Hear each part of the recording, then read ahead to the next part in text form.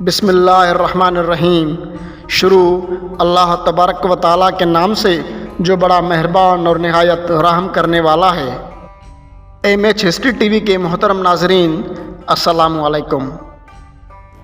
تاریخ گواہ ہے کہ دنیا کے اندر ایسے بہت سے بادشاہ گزرے جنہوں نے نعوذ باللہ خدائی کا دعویٰ کیا اور خود کو خدا سمجھنے لگے۔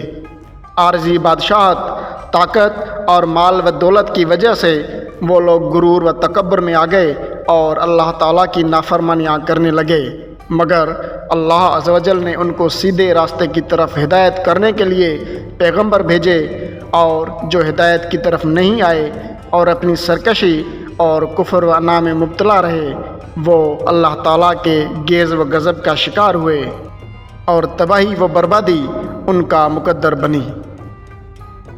ایسا ہی ایک بادشاہ گزرا جس نے خدائی کا دعویٰ کیا اور اس دنیا کے اندر مصنوعی جنت بھی تیار کروائی اور کہا کہ نعوذ باللہ میں خدا ہوں اور جنت کو میں بنا سکتا ہوں۔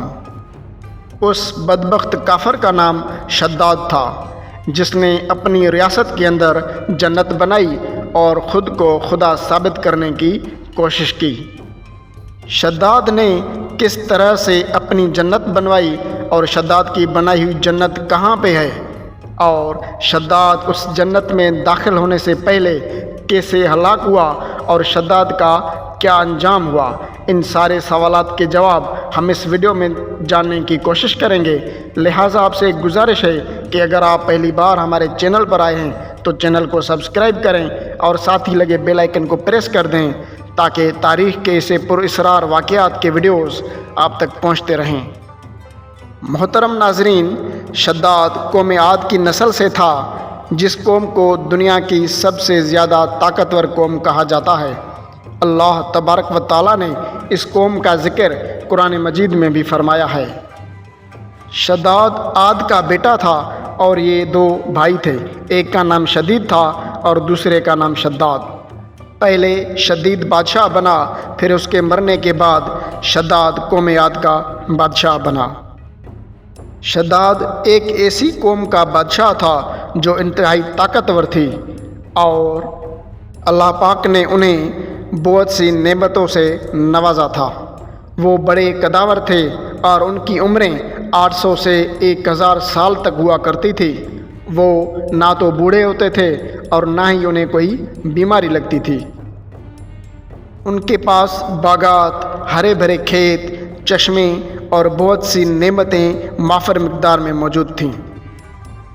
شداد اور اس کی قوم اس طاقت اور نعمتوں کی وجہ سے غرور و تکبر میں آ گئے اور سرکشی کرنے لگے۔ ان کا بادشاہ شداد نعوذ باللہ خدائی کا دعویٰ کرنے لگا اور گناہوں میں مبتلا ہو کر مسلسل اللہ تعالیٰ کی نافرمانیاں کرنے لگے۔ جب ان کی سرکشی اور نافرمانیاں حد سے بڑھ گئیں تو اللہ تبارک و تعالیٰ نے حضرت ہود علیہ السلام کو شداد اور اس کی قوم عاد کی طرف پیغمبر بنا کے بھیجا تاکہ وہ لوگ سیدھے راستے پر آئیں۔ حضرت ہود علیہ السلام نے اس قوم کو اللہ تعالیٰ کی وحدانیت کی طرف بلایا اور فرمایا کہ اللہ تعالیٰ نے تم لوگوں کو جو کچھ عطا فرمایا ہے اس پہ شکر کرو اور فرمان بردار بن جاؤ، اور صرف ایک اللہ کی عبادت کرو اور سرکشی نہ کرو، ورنہ اللہ تعالیٰ کا عذاب تم لوگوں کو گھیر لے گا۔ شداد کافر اور قوم والے حضرت ہود علیہ السلام کا مذاق اڑانے لگے۔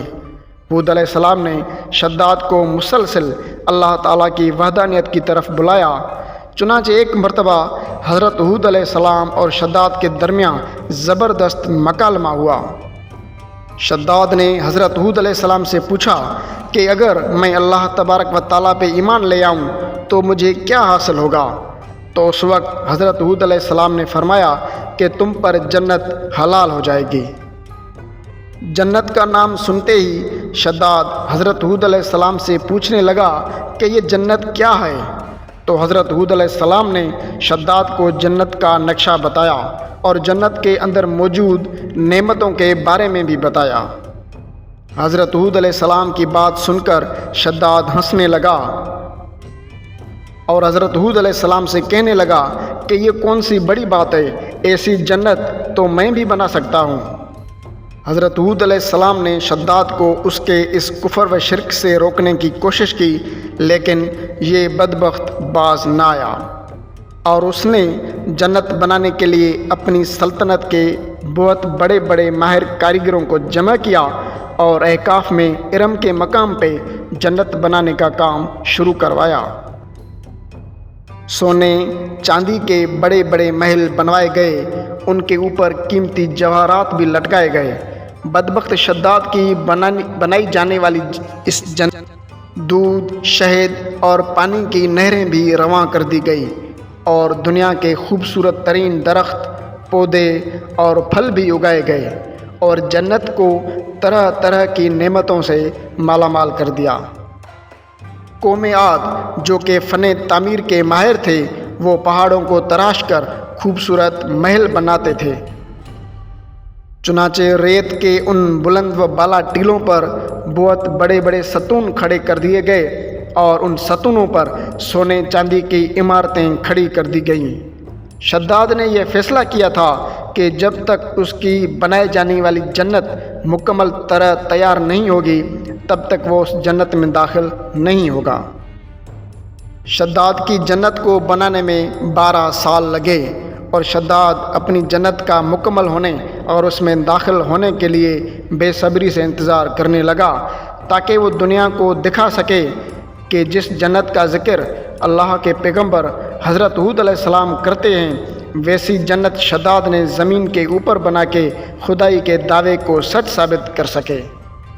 لیکن شداد یہ جانتا ہی نہیں تھا کہ اللہ تعالیٰ نے اس کے لیے کون سا عذاب مقرر کر رکھا ہے۔ 12 سال کے بعد شداد کی جنت تیار ہو گئی۔ جنت کو بہت زیادہ خوبصورتی سے بنایا گیا۔ خوبصورت محل، باغات، دودھ، شہد اور پانی کی نہریں اور سونے چاندی سے مزین کر دیا گیا۔ جب بدبخت شداد کو یہ پیغام ملا کہ اس کی جنت مکمل تیار ہو گئی ہے، تو شداد اپنی قوم کو ساتھ لے کے جنت کی طرف نکل پڑا۔ جب شداد جنت کے دروازے پہ پہنچا تو ملک الموت نے اتنی بے دردی سے شداد کی روح قبض کر لی کہ اس کی قوم کے لوگوں کی چیخیں نکل گئی۔ شداد کے مرنے کے بعد حضرت جبرائیل علیہ السلام نے ایک زوردار چیخ ماری، اور شداد کی بنائی ہوئی ساری جنت زمین کے اندر دھنس گئی۔ شداد کی عبرتناک موت کے بعد بھی قوم عاد ہدایت کی طرف نہیں آئی۔ حضرت ہود علیہ السلام نے انہیں اللہ تعالیٰ کے عذاب سے بھی ڈرایا، مگر یہ قوم اللہ تعالیٰ کی نافرمانی کرنے سے باز نہ آئی۔ پھر اللہ تعالیٰ نے حضرت ہود علیہ السلام کو حکم دیا کہ وہ اپنے ساتھیوں کو لے کے یہاں سے چلے جائے۔ اللہ تعالیٰ کے حکم کے بعد حضرت ہود علیہ السلام وہاں سے چلے گئے۔ پھر اللہ تبارک و تعالیٰ نے قوم عاد پر عذاب نازل کر دیا اور خوفناک آندھیاں مسلط کر دیں۔